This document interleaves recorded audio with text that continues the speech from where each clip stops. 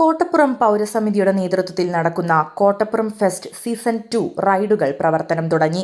ഫെസ്റ്റിൽ എത്തുന്നവർക്കായി London bridge, amusement activities, music എന്നിവയടക്കം നിരവധി വിനോദ പരിപാടികളാണ് ഒരുക്കിയിരിക്കുന്നത്.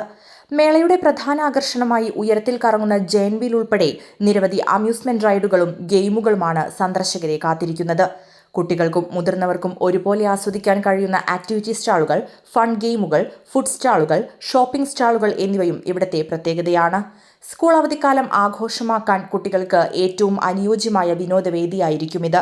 കോട്ടപ്പുറം ഫെസ്റ്റ് സീസൺ 2 സന്ദർശിക്കാൻ ഫെസ്റ്റിലേക്ക് ഏവരെയും ക്ഷണിക്കുന്നതായി സംഘാടകർ അറിയിച്ചു. നമ്മുടെ കോട്ടപ്പുറം ഫെസ്റ്റ് സീസൺ 2 തുടങ്ങിയവരെല്ലാവരും അറിഞ്ഞിട്ടുണ്ടാവും. അപ്പോൾ നമ്മുടെ റൈഡുകളെല്ലാം എക്സാം പ്രമാണിച്ച് നമ്മൾ എല്ലാ റൈഡുകളും ഓപ്പൺ ആയിട്ടുണ്ടാക്കിയതില്ല. ഇപ്പോൾ എല്ലാ റൈഡുകളും ഇന്ന് തൊട്ടിട്ട് ഓപ്പൺ ആയിട്ടുണ്ട്.